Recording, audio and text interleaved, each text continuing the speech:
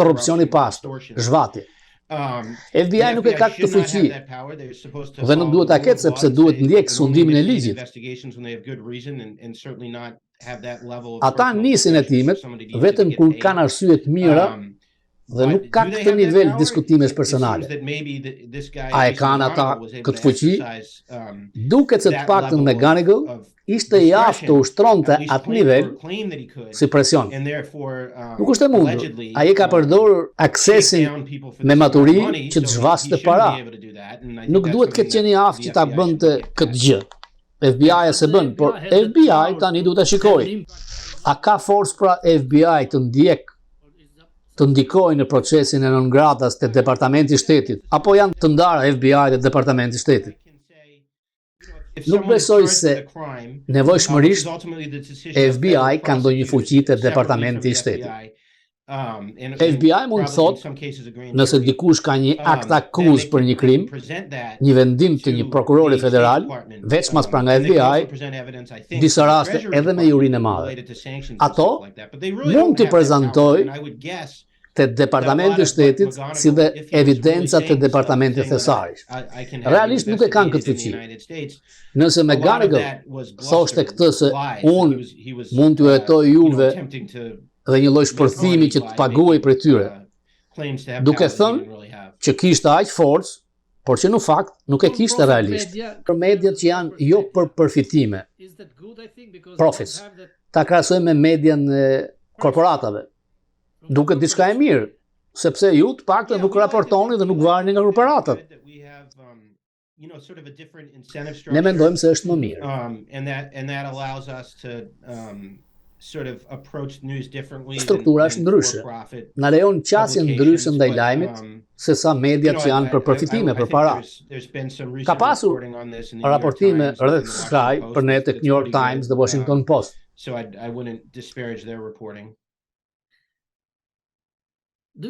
A mendon se lobimi në SBA nuk është një gjë e mirë për vende të vogla si Shqipëria? Paguajnë për akses, paguajnë $20,000 të bëjnë një foto me Trump. A mund të bëhet diçka të ndalohet pra ky lloj lobimi se maner të keqe? Donacion $5,000 dhe për një foto. Jam dakord, po, është problematik. Lobistët e keq interpretojnë nivelin e ndikimit që kanë te qeveria amerikane.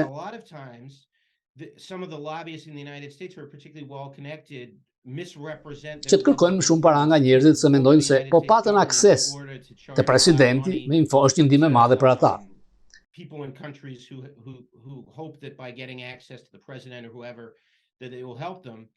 Ka ligje se çfarë mund të bëjnë lobistët dhe çfarë duhet të raportojnë në formular. Ka ligje.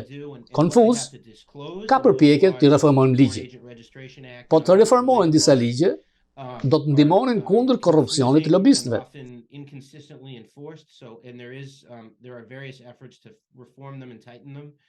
And I am not an advocate, but I certainly think that if those laws were improved, that would probably help some of this sort of corrupt lobbying activity that we're talking about. Nuk është normale një foto me Trump në Shqipëri shikohet si gjë e madhe. Diçka fake. Shumë nga lobingu këtu është në rregull. Për t'u ofruar qeveritarëve pikpamje të ndryshme nga perspektiva e një kompanie, tuaj apo një vend. A company or a government is fine, but often, the embassy can do that. Ka disa lobistë që janë abuzues. But then a lot of this stuff, especially this access-based stuff, it becomes problematic. So there are certain lobbyists Jo çdo lobist është i keq. Serial kind of abusers of a system that janë disa që i kalojnë kufi. Not everybody who's lobbying is bad, but there are some who seem to be pushing the boundaries. Ke qenë herë në Shqipëri? Jo, kam qenë në Kroaci dhe Bosnjë, shpresoj të vi. I've been to Croatia and Bosnia, but never to Albania, so I'm hoping to come. Ne kemi pasur shumë probleme së fundmi me ambasadorët amerikanë në Shqipëri. Flasin sikur janë hyrë ekrani, ngelin gjithë ditën Twitter, në Facebook. Mund të bëjnë një krahasim skandalozin Grinell në Gjermani. Janë shumë të përfshirë në politikë. Pse? Nuk di shumë në përgjithësi për ambasadorët, por Grinell ishte një katastrofë. E vuri Trump dhe shkaktoi problemet më dha në Gjermani. he was, a guy who was put there by Trump, who caused problems in Germany. He made a Ai donte të publikonte shumë për kontributin e tij modest mes kosovarëve dhe serbëve. Between the Kosovo and the Serbs, and I egër me ata që nuk bien dakord publikisht me të. In fighting with people with whom he disagrees publicly and Madje bën akuza false për shumë njerëz. Mendoj se Grinelli ishte një zgjidhje e varfër si diplomat dhe një turp për Amerikën. As a diplomat for the United States and an embarrassment even a long time later. The last one. After the Ka nisur një hetim në Kongres. A mendon se FBI do ndryshojë diçka mbas kësaj? Nuk e di. Yeah, I don't know if they're going to change. I think it's a real problem. By all indications, this guy is only 50, he wasn't so old, but he decided that he would retire from the FBI and cash out, as a lot of government executives say, and he seemed to be allegedly just sort of unmoored from any ethics, and he is unusual. This obviously doesn't happen all the time, but it is indicative of the problem that these guys, they aren't paid Nuk kanë paguar ai shumë sa në sektorin privat. Dhe kjo krijon sistemin e shpërblimeve të këqija. I have no idea if they're going to fix it. Është problem certainly a problem that persists. Që do të vazhdojë. Okay, if I want to make Nëse unë si Fokus në TV duhet bëj një donacion, si realizoj? Shkote faqen në internet. It's go to motherjones.com. Thank you.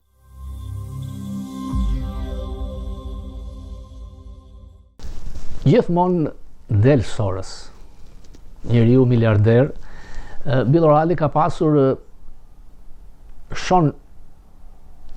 Dark Sean, i cili ka botuar një libër për pushtetin, 50 të vërteta të saj, dhe do ta pyeste që ky njeri miliarder që ka kaq shumë pushtet, sa i keq është dhe si e përdor. Ta dëgjojmë. Yep, I do. I think power is getting more dispersed throughout our society, hurting ordinary people, given the polarization, division, and nature of American society today. Now, I always say money is power. The more money that you have as an individual American, the more power, personal power that you have, because you have options. You can protect yourself. You can do certain things you want to do. Look at George Soros, how powerful that man is. He gives billions of dollars and buys political candidates to do what he wants. I mean, there's the best example of a private citizen, Soros, who has attained massive power through money, correct? Of course, exactly right. And that's what I was alluding to in my answer to your earlier question. Take the whole issue of the defund the police or cashless bail. That came from George Soros and the progressive wing of the party, electing DAs who, in my judgment, are outside the mainstream of our culture, values, and society. Te Super Bowl, e thamë që në mes të ndeshjes ishte intervista e munguar me Bidenin dhe koncerti i Rihanës që pati disa milion më shumë shikuese sa vetë ndeshja, rreth 3-4 milion më shumë.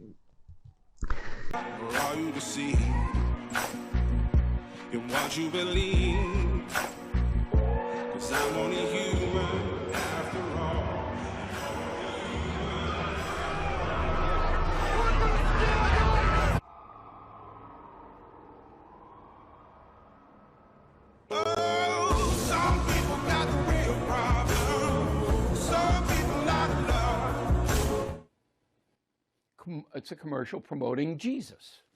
Now, what would be wrong with that? Okay, I mean, even if you don't like Jesus, it's an interesting commercial, and right? Okay, no, not according to Congresswoman Alexandria Ocasio-Cortez, who tweets, "Something tells me Jesus would not spend millions of dollars on Super Bowl ads to make fascism look benign." Fascism? What? What was fascist about the commercial or the Super Bowl in its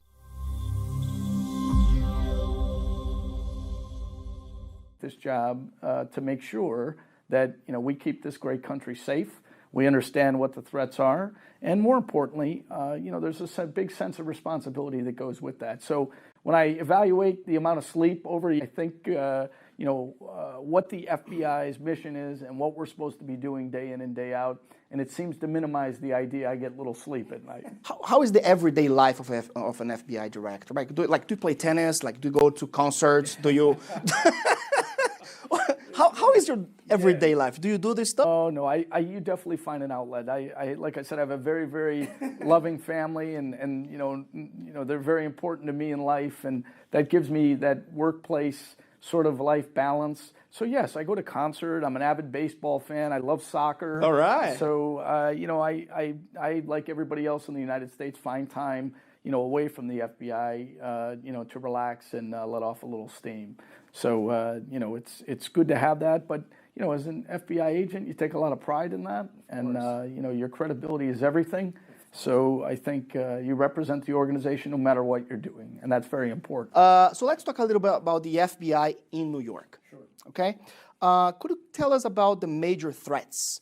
Like, how many threats the city gets like a year? Could you give us a number? I don't think you can quantify it. I really don't think you can quantify it. With as large as this field office is, which is with as large as New York City is, the metropolitan area, the threat posture is ever present. And you can't put a number on it. And just think of the different divisions we have here. Counterterrorism. Obviously, New York has been a target and continues to be a target, from a terrorist threat perspective. Cyber, same way. You mentioned it. New York is the city of commerce. With the city of commerce comes attention. You have Wall Street. You mentioned the UN. You have a number of private sector entities here in New York City that are actively being targeted by foreign adversaries. Why? Because in New York and throughout this great country, we have a lot of innovation going on here. Innovation brings attention, it brings targeting, and therefore New York will always be a target because of what we have from an infrastructure and a mere presence in New York City. So it's important that we try to identify and stay ahead of those threats with the idea of preventing an intrusion, preventing the theft of intellectual property, preventing a terrorism incident, preventing a crime on the street. It's very, very important. But I want to, add to this. The FBI does not do this alone. Of course. We are represented by the wonderful organization, the New York Police Department. We have partnerships with Homeland Security.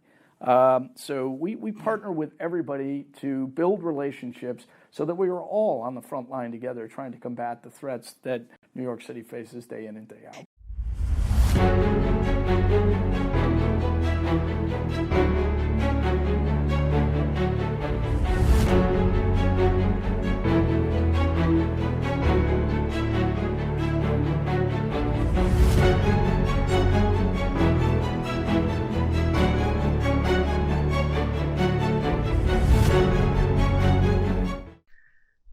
E kam thënë që media amerikane është e ndarë.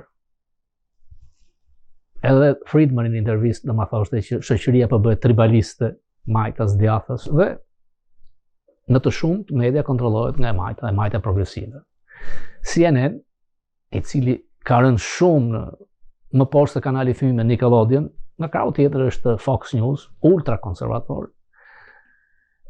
MSNBC e majt dhe kanalet ABC, NBC, CBS kryesore që kanë audiencë 7-8 milion vetë tek lajmet që kanë forcë, edhe ato i takojnë të majtës. Në media, Washington Post, New York Times janë gazetat majta. Wall Street Journal është e djathtë, mungon media. Washington Examiner janë të konservatorët, pastaj ka Mother Jones e liberalëve. Media është e tillë, media që kontrollohet nga korporatët, por nuk është e lehtë që në media të publikohen slander, ofendime, mashtrime, sepse dënohesh. Pra, shqiptarët që janë përmendur në artikullin e John Schindlerit mund ta hedhin në gjyq në qoftë se nuk është e vërtetë që Kastrati ka paguar 15 milion euro, Mane, Salilari, Veliej, 8 milion. Duhet përgjigjen. Akuza është bërë dhe ma tha dhe Friedman, nga një artikull në media mund të merret indicia për hetime. Hetimet jo gjithmonë përfundojnë me akt pa lidhje me akt akuzë, me charges, sepse nuk është e lehtë, duhet të vërtetosh për te arsyes dyshimit atë që akuzon. Ndaj dhe çështja e Muzinit nuk ka shkuar deri në fund edhe pse u nis me bujë nga McGonigal. Por lidhjet e këtij me rusit janë më të hershme. Ja, çka thënë një gazetar tashmë për që shkruan për sigurinë kombëtare dhe ka qenë shefi mbylli hetimin ndaj një spiuni rus të nivelit lartë.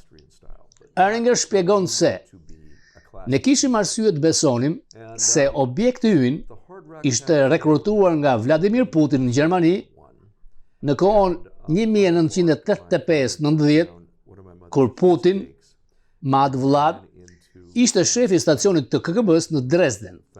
Objekti i hetimit ishte ushtarak i lartë amerikan në bazën ajrore amerikane në Ramstein, Gjermania perëndimore 200 milje larg, ku operonte nën koloneli Putin, dhe detyra e tij ishte të rekrutonte personel ushtarak amerikan, të cilit kishin akses të inteligjenca super sekrete. Objekti ynë, koloneli amerikan, mbikëqyrte fluturimet e rikognicionit mbi Bashkimin Sovjetik, U-2 dhe SR-71. McGonigal kishte si hipotezë se objekti ynë njinte dikë nga bordi i këshilltarëve për kundërzbulimin për presidentin nga koha kur ai vetë merrte pjesë në takimet e bordit. Dhe ai mund të darkonte dhe të pinte verë me atë individ, të merrte vesh çdo gjë që ishte biseduar në bord, duke ja raportuar rusëve, mbase vetë tek zoti Putin. Objekti ynë zhvilloi një lidhje personale miqësore me presidentin rus. Eringer mendon, vallë, a e transferoi McGonigal hetimin ton të IRS apo e fsheu? Ai nuk bëri asnjë përpjekje të më prezantonte mua me cilin do që merrej me hetim të IRS-i, në atë kohë isha oficer kontakti me FBI-n. Asgjë nuk ndodhi. Hetimi u vra. Eringer thot se veç mas 4 akuzave për pastrim parash, McGonigal është akuzuar se ka marrë $225,000 nga një individ dikur i punësuar në një agjenci të huaj spionazhi, një lidhje kur ai ishte në FBI 2016-2018, pra ai ka punuar në të mirë të interesit të tij kur ishte punësuar nga qeveria amerikane. Është e mundshme se një zyrtar i lartë i kundërzbulimit në FBI të ketë qenë në bordero pagimi nga Moska të paktën për 20 vjet. Nëse është e vërtet, e çon te niveli tradhtarit, të CIA-s Aldrich Ames apo tradhtarit të FBI-t Robert Hansen. Ai ka bërë shumë dëm. Kjo do të thotë se FBI por dhe CIA me oficerët e tyre, McGonigal ka qenë rregullisht në kontakt, kanë shumë probleme, se sa duket dhe kjo kërkon shumë vlerësim për dëmin prej tij. Mbase FBI kërkon ta fshe me akuza më të lehta se sa ajo e tradhtisë, që dënohet me vdekje, sepse ky do të ishte një turpërim politik që do të nxirrte shumë gjëra të tjera. Fakti që e lanë gjykim të lirë me një pagesë $500,000 me kusht tregon se FBI ndryshe do të arrestonte nga frika se mos ai ikte në Moskë. Mbase nuk e din, ose mbase nuk duan që ta din, thot i shef inteligjencës i Monakos.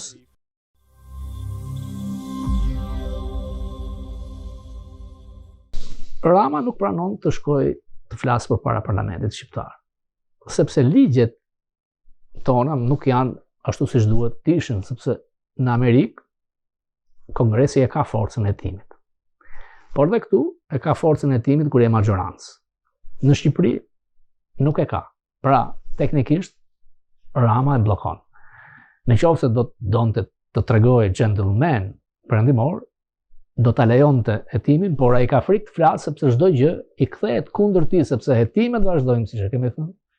Do të thritet dëshmitar dhe ai e di mirë sepse nga përvoja e gjyqit për foton e Obamës u shpëtua, sepse gjyqi nuk shkoi për trial, u bë me marrëveshje dhe ai mbeti thjesht personi A. Ka shumë enigma se si e ndaluan tyndet tek ai takim, telefonata erdhi nga Arvizu, kush e nxitë të shkonte te ai takim, dhe më vonë skandale do të vazhdonin me Tahirin, por FBI e ka pasur një dosje ndaj tij. Dhe kjo të bën të spekulosh që McGonagall ka shfrytzuar edhe nga ajo dosje.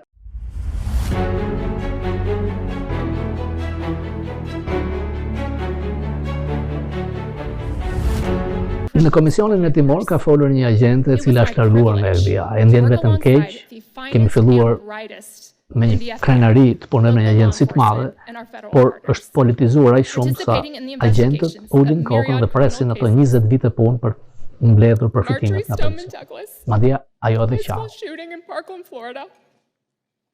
The 2017 Fort Lauderdale airport shooting, the Caesar Sayoc pipe bomb case, multi-million-dollar Ponzi schemes, crimes on the high seas, bank robberies, murders for hire, sexual assaults, extortions, and more. Yes, it was physically taxing and emotionally jarring, but I believed I was making an impactful difference. And every day I woke up and I embraced being an FBI special agent until things changed. Over the course of my 12 plus years, the FBI's trajectory has transformed. On Bureau, the Bureau's mission remained the same, but its priorities and governing principles shifted dramatically. The FBI became politically weaponized, starting from the top in Washington and trickling down to the field offices. Although FBI employees have their First Amendment rights, they are not at the liberty to allow their personal political views or preferences to determine their course of action or inaction in any investigation. Lady Justice must remain blind. Those that do not uphold these responsibilities cause a negative ripple effect throughout the agency in the field. It's as if there became two FBIs. Americans see this, and it is destroying the Bureau's credibility, causing Americans to lose faith in the agency, and therefore the hardworking and highly ethical agents who still do the heavy lifting and pursue noble cases. It makes it very difficult for agents to do their job when the FBI loses the respect of the American people. Do të ketë hetime pa diskutim, hetime ku të dali Doriani, që ka lidhje me Metën, ka lidhje me Ramën dhe me një konglomerat kines. Friedman ma thaj që A-ja dhe B-ja nuk janë në akuzë, por ndaj tyre mund ngrihet akuzë, sepse kështu funksionon sistemi i ngritjes akuzës dhe gjyqtarja ai që vendos pa diskutim. Kjo që ka ndodhur është e turpshme jo thjesht për vazhduesin e Partisë Punës që ka pushtetin në Shqipëri, por për çdo shqiptar, sepse thuajse çdo ditë në median amerikane përmendet si vend me korrupsion shumë të madh vendi ynë. Dihet, por kjo na dëmton. Nëse në mediat Shqipëria paraqitet me një kryeministër që ka lidhje me një të korruptuar që bëjnë pagesa miliona dollar, ato të investonte kush? Ato të rrezikonte kush të investonte në Shqipëri, sepse ne këtë duam nga ky vend, dhe ato të merret seriozisht qeveria e vendit tonë, ndërkohë që ka aq shumë probleme në Ballkan, ndërkohë që është një thik shpinë mbas shpine për Kosovën, ku duket që çështja e saj po minimizohet, dhe do të jemi në një gjendje që çdo të ndodh mas kësaj.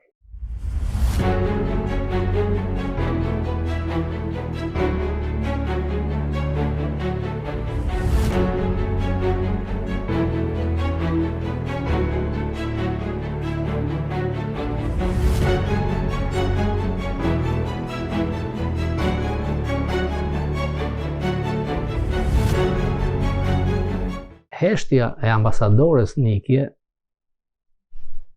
e nxjerr keq. Të paktën një deklarat duhet ta bënte. Marrëdhëniet ne i kemi me popullin shqiptar, mbështesim Shqipërinë, luftojmë korrupsionin. Kaq mund thoshte, luftojmë gjithëkënd, qoftë dhe kryeministër, të ngatruar në korrupsion, sidomos mas akuzave të fundit, thaj mekanik. Nuk e thot. Pra duket që ai e ka atë mbështetjen e Departamentit Amerikan të Shtetit, apo kujton ai. Në 97-ën, kur Shqipëria futen në një luftë civile, Rama dhe një tjetër që dilte në Vlorë me tregishta, arritën që të botonin të New York Times, të një rubrik letër editorit, dhe hidhin gjithë vrerin ndaj Berishës, por edhe ndaj Shqipërisë. Natyrisht, i suportuar nga Soros, për dikë që ishte në Paris jo në pozicion intelektual, për ta kthyer në Shqipëri. Fakti që New York Times, CNN edhe Washington Post kanë qenë sulmues ndaj tij, tregon se vaj i kandilit ti jo po shuhet, por është shuar. Zgjuarësia është që edhe në momente të vështira, politikani të ringrihet, duke nisur thjesht duke kërkuar falje. Pa diskutim që dikush që krijon këto probleme me një zyrtar të lartë amerikan, që bën që të duket keq Amerika, nuk ka ardhmë mbështetëse nga ky vend. Sado miliona dhe miliarda të shpezosh, vjen një moment që askush nuk falet. Dhe shembujt janë dhënë. Natyrisht që kryeministri ju nuk mund të ketë shkuar tek niveli Mubarakut, apo Gaddafit, Marcos, Shahut Iranit, por gjithmonë kur kalohen kufit, kur ngatrohesh shumë në politikën e një vendi të madh, përfiton dhe e përdor, fundi është i keq. Nga unë Robert Papa, natë në mirë.